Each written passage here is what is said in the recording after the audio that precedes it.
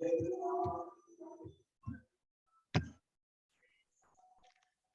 morning, respected HOD ma'am, faculty members, and my dear student. Today we are gathered here for the SAGE Talk. This program is organized for the student of Electrical and Electronic Engineering branch. Today it is a great pleasure for us to introduce to you our speaker, Mr. Paul Sir, Rajesh Paul Sir. So welcome sir on behalf of EX department. Welcome sir.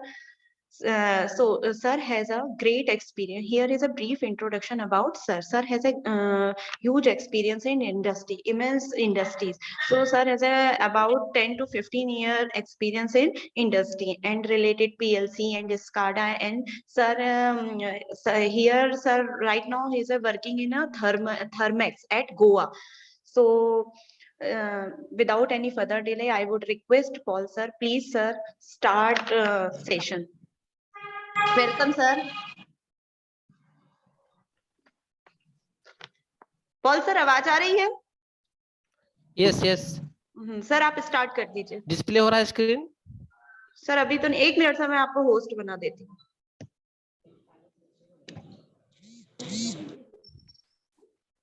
Sir अब share करिए sir. हो रही है? अभी तो नहीं हो रही सर.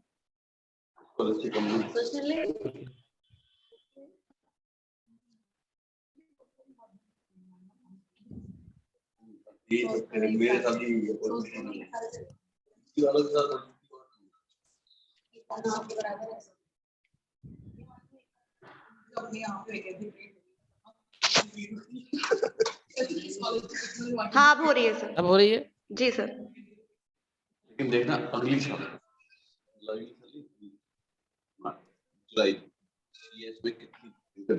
हो रही है ना? यस सर स्टार्ट करिए sir. Hello guys. CS Soni वो क्या नाम Changrani madam good morning to all. Komal madam. I am Rajesh Paul from. Hello sir आप लोग प्लीज म्यूट कर दीजिए, आवाज आ रही है. सब लोग अपना म्यूट कर दो, आवाज आ रही है.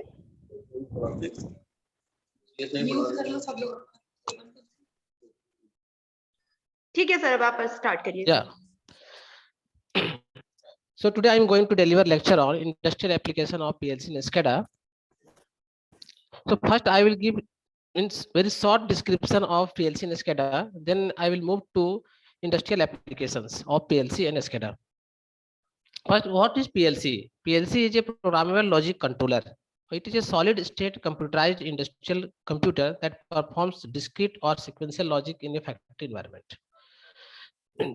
This PLC consists of large number of inputs and outputs, that is called IOs. And it was originally developed to replace mechanical relays. And so timers, counters, and other such devices. Then this is a functional block diagram of PLC. CPU is the heart of the PLC. Then it consists of input circuits, output circuits, then power supply, and programming communication device. Now input and output devices are isolated by optical isolators. That is called opto isolator. This opto isolator is used to protect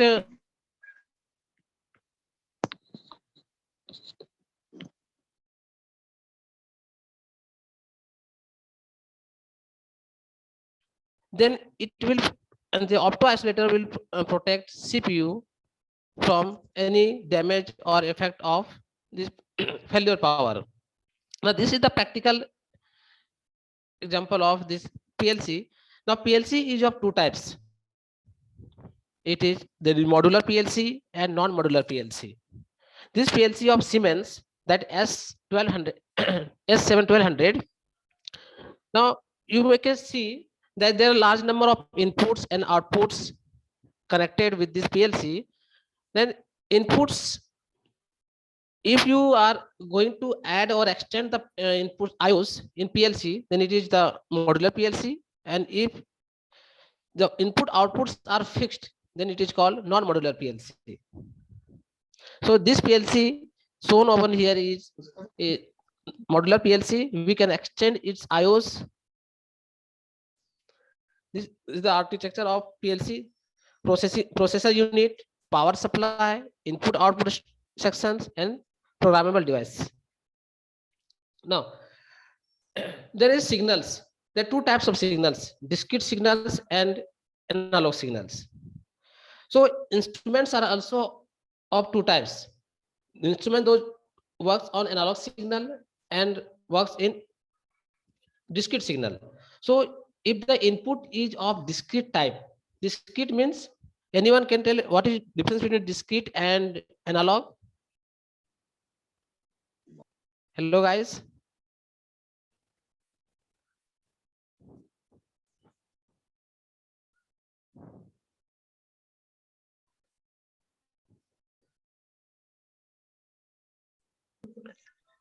किसी को कुछ पूछना Hello? हो sir, उठा रहे अक्षय आपको कुछ पूछना है तो आप पूछ सकते हैं, हैंड रेज किए हैं सर, तो इंट्रोडक्शन देते जा रहे हैं। सर को प्लांट के बारे में बहुत एक्सपीरियंस है। सर आप थोड़ा सा हिंदी में भी बोल दीजिए तो बच्चों को अच्छे से समझ में क्लियर आएगा। तो इनसे पूछ लीजिए कि तुम Okay, okay. आगे इंडस्ट्री में जाओगे तो क्या दिक्कत जाएगी, तो आपको मैं अभी आगे वो एक्सप्लेन करूंगा उस चीजों ठीक को। है सर, ठीक है। अभी एक मैं थोड़ा सा अक्षय है, शॉर्ट में बताने अक्षय दीजिए। हाथ रेस कर रहा है। हाँ तो आप बताते जाइए सर। बच्चों अगर आपको पूछना होगा तो आप अपना माइक अनम्यूट करके सर से आंसर पूछ सकते हो। ठीक है बेटा? हाँ ओके सर, आप Okay. कंटिन्यू करिए।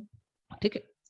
So discrete type of signal such as push button, it will generate discrete, it works on discrete. वो discrete के जैसा काम करता है, either on or off. Switches जैसे घर में लगे होते हैं, on off switches.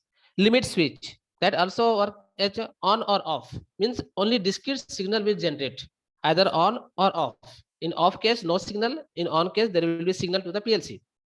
Then selector switch, if you select then it will be on, if you will not select then it will be off.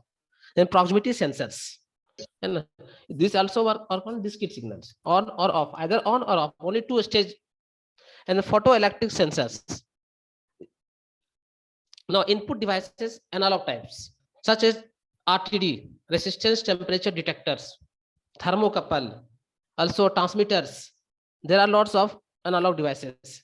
So analog means the signal is continuous all the time. Throughout the time it will be continue.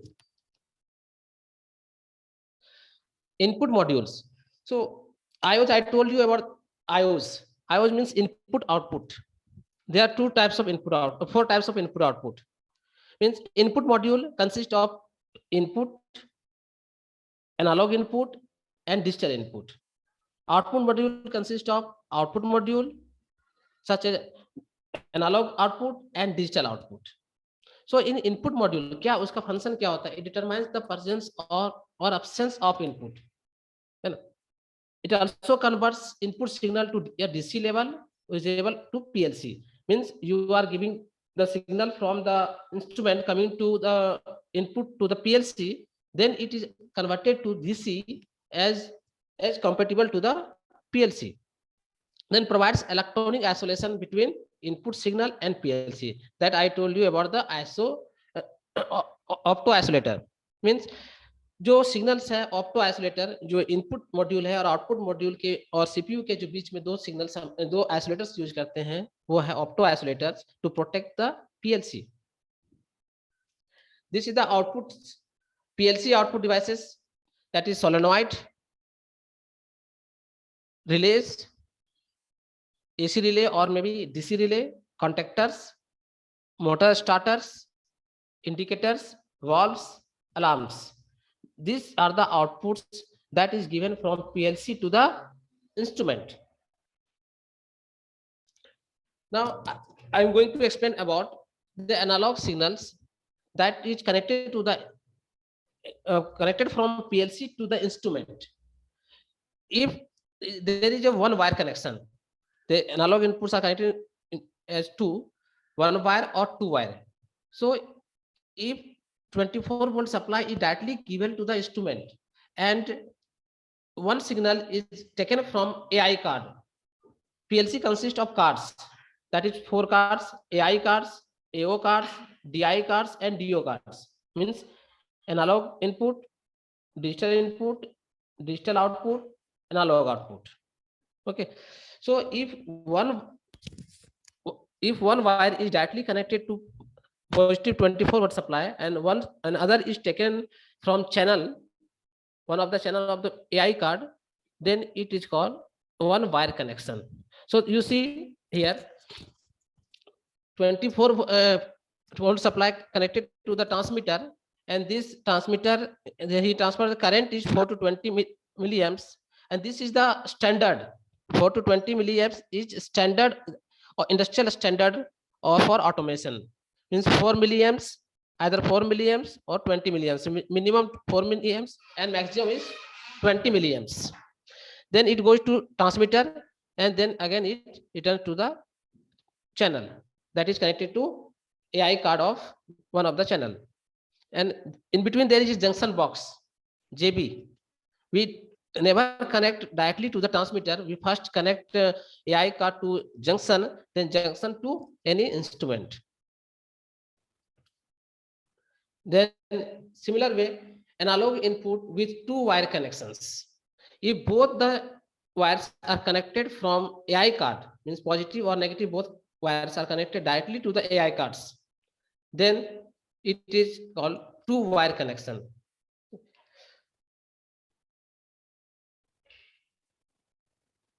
Now, analog output with 2 wire connections.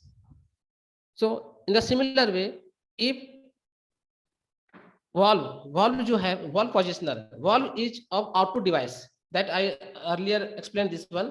Valve जो है वो output device है. So if output device is connected directly from these channels, AO card, then if this if AO card will give command, PLC will give command through AO card to the positioner to start or to on or off, then this valve positioner will operate accordingly. Depends on milliamps, whether it is 4 milliamps. If 4 milliamps means 0 and 20 milliamps means 100%. Now I'm going to explain about the motor control through PLC. How motor is controlled through PLC. So here you can see DI, digital inputs and digital outputs. So if you are giving command to the motor, so this is called DO, digital output. So to start the motor, you have to give DO to the motor, and to stop the motor, you have to give DO to the motor. And now if you are taking feedback from the motor, whether motor is running or not, or whether it is in remote location or local.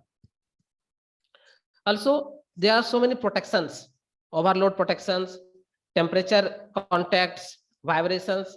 If vibration of the motor increases, then this motor will stop. If overload current will increase, then motor will stop. If temperature of the motor will increase, in that case also motor will stop. So all these things, that temperature, overload contact, vibrations, these are connected to DI, digital input of the PLC, because we are getting digital, we are getting inputs from the motor to the PLC. ठीक. So in simple जो PLC से जो out जा रहा है, that is the output, और जो PLC में आ रहा है वो है हमारा इनपुट. तो input is taken as a feedback. हम ये फीडबैक लेते हैं. जैसे कि हमारा मोटर जो है, मोटर को एक सेफ के लिए, सेफ वर्किंग के लिए हम क्या क्या उसमें लगा सकते हैं as a input, as a feedback. That is temperature contact. If temperature यदि बढ़ता है मोटर का तो उसे हमें ऑफ करना होगा, अदरवाइज मोटर जो है डैमेज हो सकता है. दूसरा है ओवरलोड कॉन्टैक्ट. इफ करंट ज्यादा ड्रॉ कर रहा है, इन दैट केस आल्सो मोटर को ऑफ करना जरूरत होती है. देन यदि वाइब्रेशंस बढ़ता है मोटर पे, उस कंडीशन पे भी हमें क्या है, उसको बंद करना है. तो आप इस सर्किट को देख सकते हैं, ये डायरेक्ट स्टार्ट और स्टॉप से ही लिंक है ना. These are NO NC contact, these are NC contact, है ना. NC, if this vibration will increase, NC will become NO and this circuit will break. In the same way, overload contact, if this and overload current will increase, this NC will become NO and this circuit will break and it will stop the, it will go to the DI, and DI will give command to the DO, it will to stop the command motor. Then whether motor is running or not, to get the feedback or to get indication whether motor is running or not, for that we also use DI. This run command will go to the DI channel, and also for local and remote, whether motor is running in local mode or in remote mode, and this command will also go to DI of the input channel.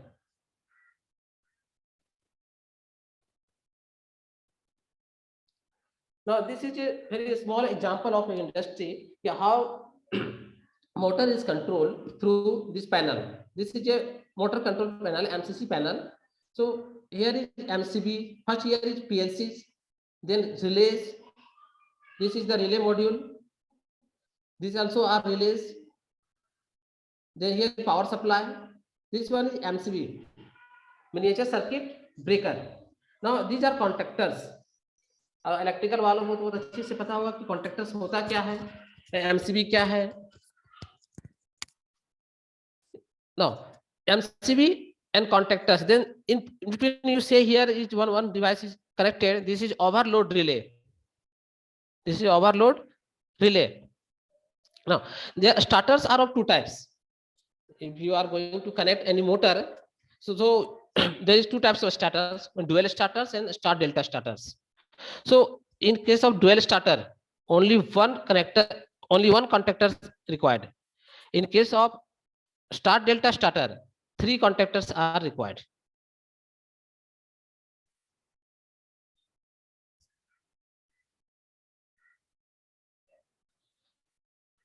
So the benefits of PLC, why we are using PLC, हमें PLC use करने की जरूरत क्यों और हम क्यों करते हैं, है ना.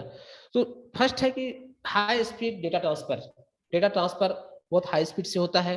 दूसरा, इट सेव्स इंस्टॉलेशन कॉस्ट, है ना, बाय लेस स्पेस, बहुत कॉम्पैक्ट में हो जाता है. जो चीज हमारे जहाँ वायरिंग डायग्राम्स और large of number of release contactors use करना पड़ता है, वहां पे हम बहुत मिनिमम कॉन्टैक्टर और रिलेज को यूज करके हम वहां पे ये ऑटोमेशन डिजाइन कर सकते हैं. Then increased reliability, flexibility and accuracy. Then easier to troubleshoot. If less wiring, then it will be easier to troubleshoot. Handle much more complicated systems. Communication compatibility and remote control compatibility. So these are the benefits of PLC. That's why PLC is preferred in industries as well as for automations.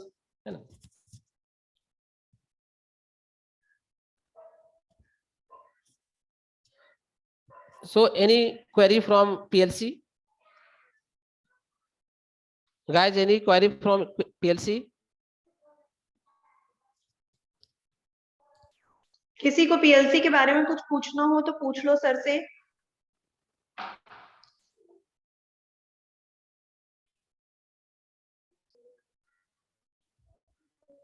किसी student को पूछना है?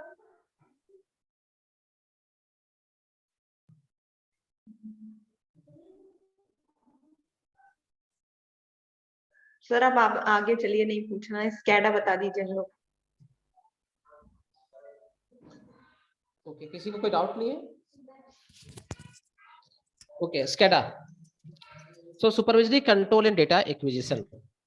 देखिए SCADA से हम क्या कर सकते हैं. This helps us to monitor और control any equipment from the screen, and also we can save data or acquisite data in computer for future reference. कोई भी डेटा है, कोई भी ऑपरेशन से मालूम कोई इंडस्ट्री ऑपरेट हो रहा है, किस टाइम पे क्या उसका आउटपुट था, क्या उसका इनपुट था, वो चीज हम सारा रिकॉर्डेड होता है इन स्कैडा में. That is called trends. हमारा वो ट्रेंड्स के अंदर होता है.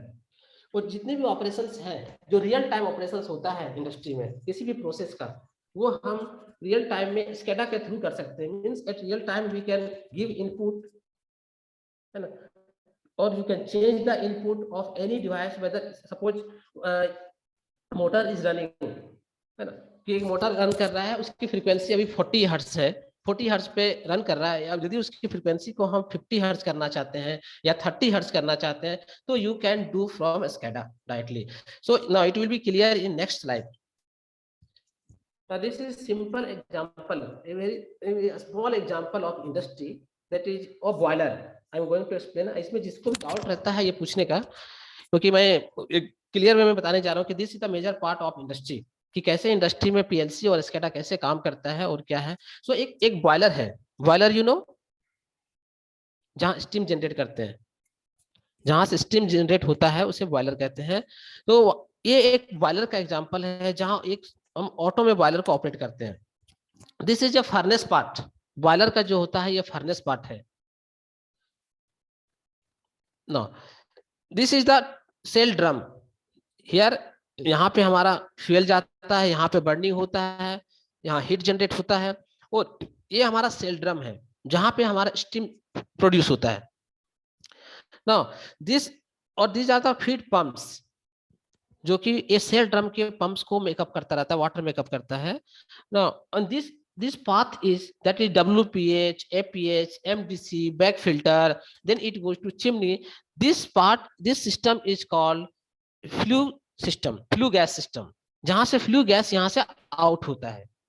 Okay, and this system, that is root blower, RAB1, RAB2, RAB3, this is called ash conveying system. ये एक ash conveying system होता है.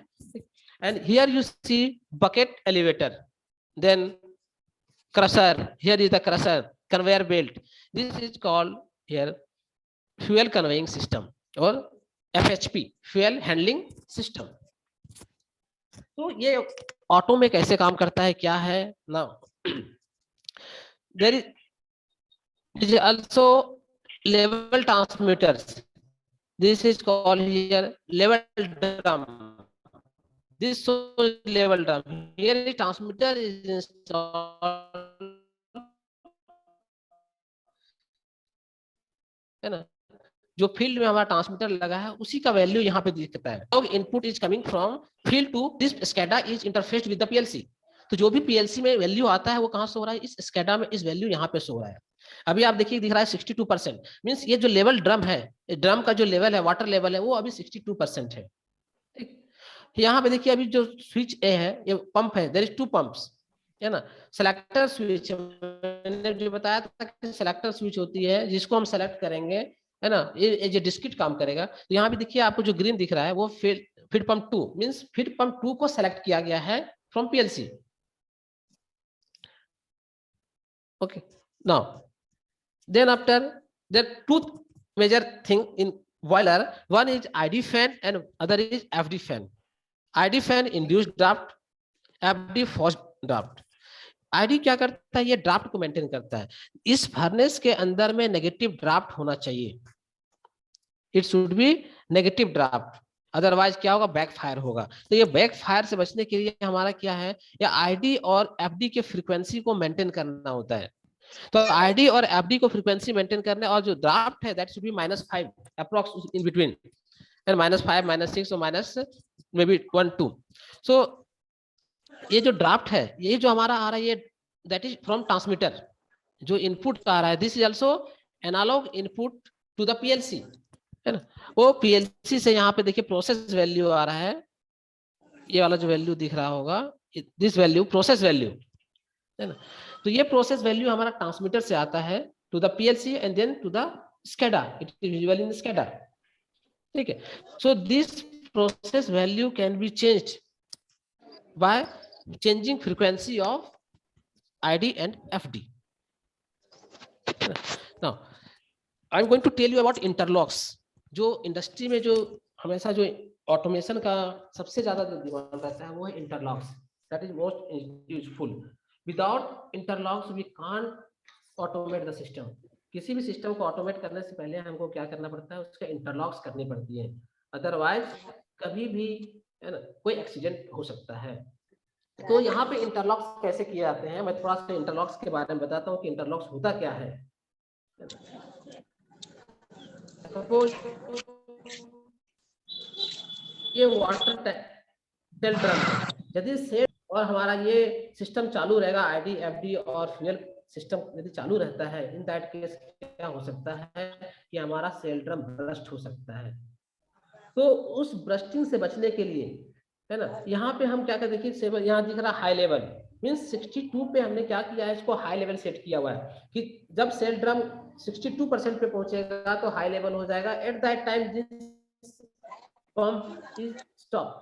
अब देखिए दोनों पंप अभी क्या स्टॉप है क्योंकि यहाँ हाई है। अब जैसे ही ये हाई से नीचे आता है लो लेवल पे, तो पंप विल स्टार्ट, पंप क्या होगा, लो लेवल पे स्टार्ट हो जाएगा। ठीक है, इन केस लो लेवल में स्टार्ट नहीं हो पाता है, कहीं से किसी तरह का ऑटोमेशन में फेल्योर होता है, तो third level is very low. तो जब वेरी लो लेवल पे पहुंचता है, at that time whole system will get trip, पूरा सिस्टम क्या होगा, वो ट्रिप हो जाएगा।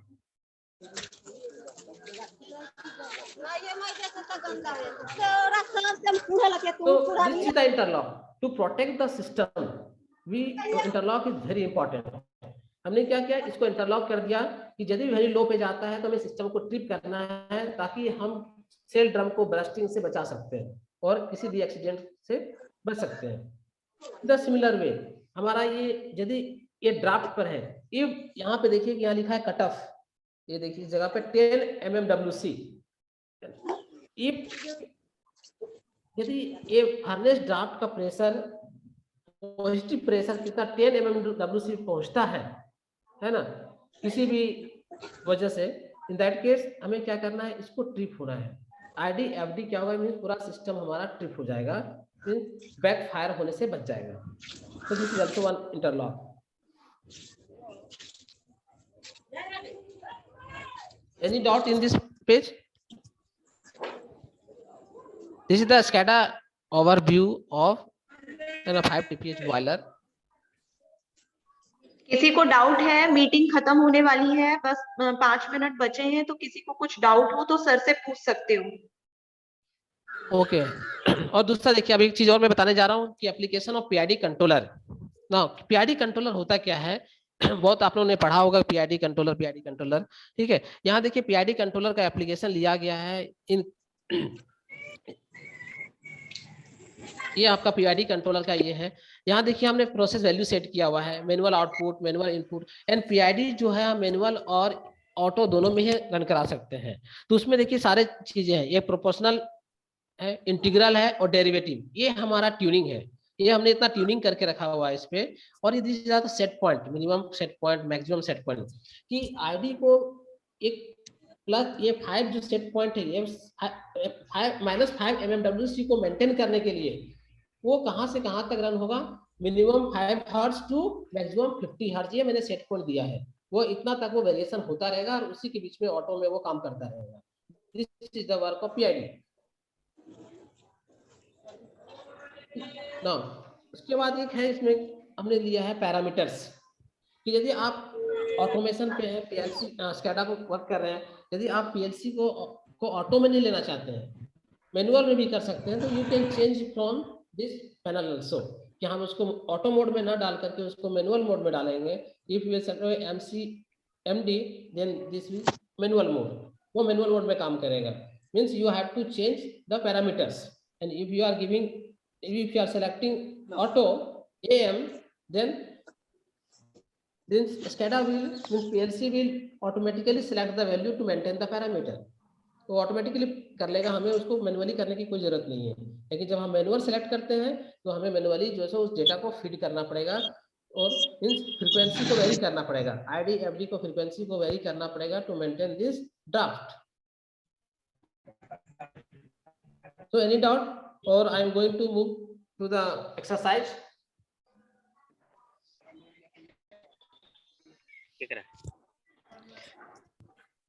बेटा कुछ भी पूछना हो किसी को कुछ तो पूछो, इतना अच्छा सर ने वो दिया है पीएलसी के बारे में, आप लोगों को आगे इंडस्ट्री में भी काम आएगा। अगर आप लोगों के लिए तो ये कंडक्ट होती है, अगर कोई भी क्वेरीज है तो आप पूछ सकते हो सर से। Because time is limited. हाँ बस बहुत अच्छे, बहुत है ना, बहुत टाइम लिमिटेड है, बहुत कम समय में हमें थोड़ा एक्सप्लेन करना है, बस मैं ओवरव्यू में दे रहा हूँ। अदरवाइज आपको किसी चीज के में ज्यादा डाउट है तो हम उसके लिए एक एक्सपर्ट लेक्चर अलग से अरेंज करेंगे फॉर पर्टिकुलर थिंग के लिए। है ना। अभी मैंने एक ओवरव्यू दिया है जनरल कि क्या होता है इंडस्ट्री में, कैसे वो SCADA और PLC कैसे वर्क करता है, बस ये जस्ट ओवरव्यू। किसी को कुछ पूछ हल्ला हल्ला होला। बेटे सब लोग अपना म्यूट कर लो बेटा। सुफैद कुछ पूछना है बेटा? सुफैद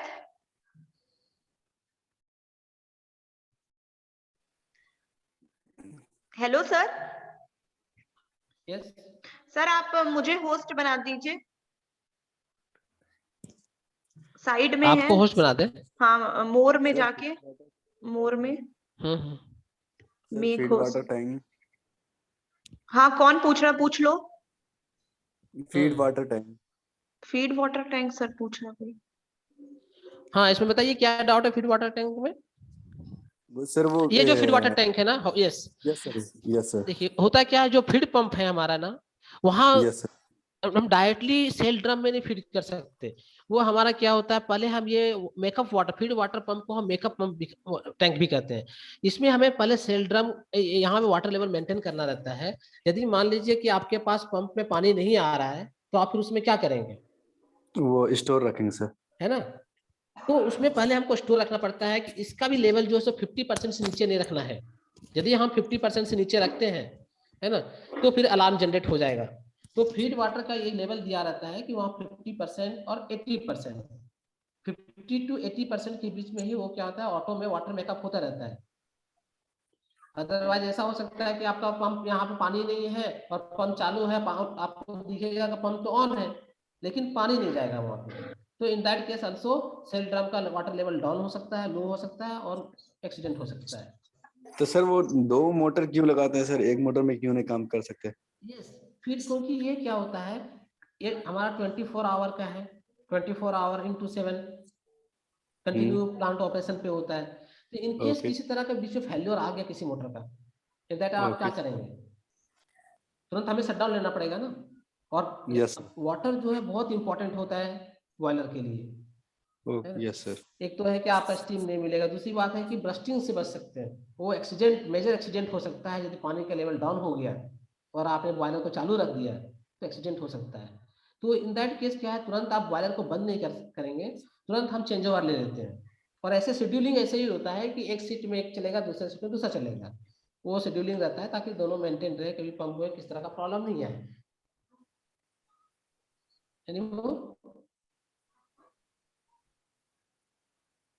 किसी को और कुछ पूछना है?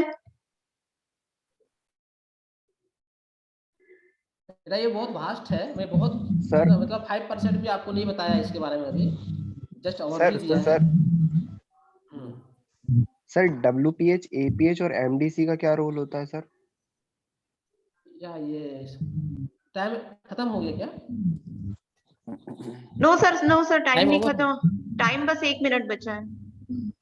नहीं तो सर, ये वो ऐसे कैसे हुआ, स्लाइड चला गया?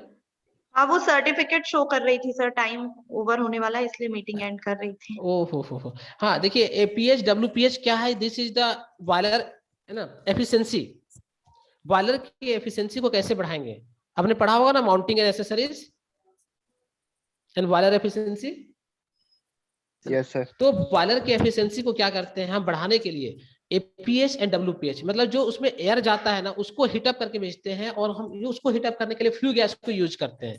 उसी तरह वाटर जो हम फीड करते हैं ना, वो हम WPH के थ्रू, जो WPH वहां दिख रहा था उसके थ्रू, वहां पे एक कॉइल होता है, उससे हम फीड टैंक के जो वाटर है उसको हम उसकी टेम्परेचर को इंक्रीज करते हैं।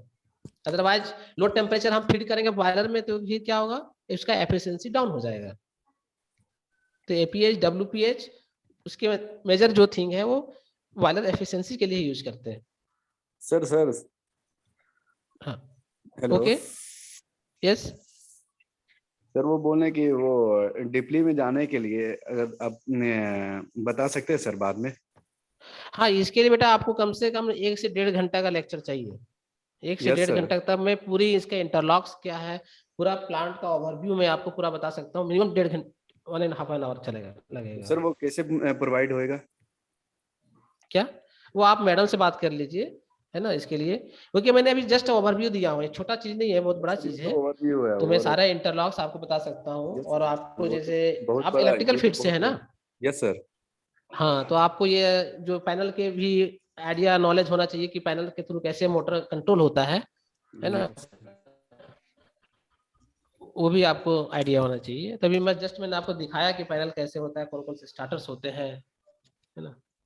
तो इसके लिए थोड़ा सा टाइम लगेगा, सर तो आप मैडम से इसलिए डिस्कस सर कीजिए, है आप ना। अपना नंबर प्रोवाइड कर सकते हैं। आप मैडम से बात कर लीजिए, मैडम जो भी है मैडम करेंगी इसके लिए। मैंने मैडम को बोला था कि मैं तो इतना कम टाइम पे तो मैं अपना लेक्चर भी नहीं दे सकता हूँ, जितना कम टाइम, आधे घंटे के टाइम में कुछ नहीं होता है ना, जस्ट ब्रीफ दे सकता हूँ चीजों का, क्योंकि इंडस्ट्री बहुत वास्ट होता है। और मैं छोटा सा इंडस्ट्री का छोटा सा एग्जांपल लिया हूँ, मैं स्केडा का छोटा सा एग्जांपल लिया हूँ। अब उसी को कम से कम मुझे एक्सप्लेन करने में 1.5 आवर लगेगा।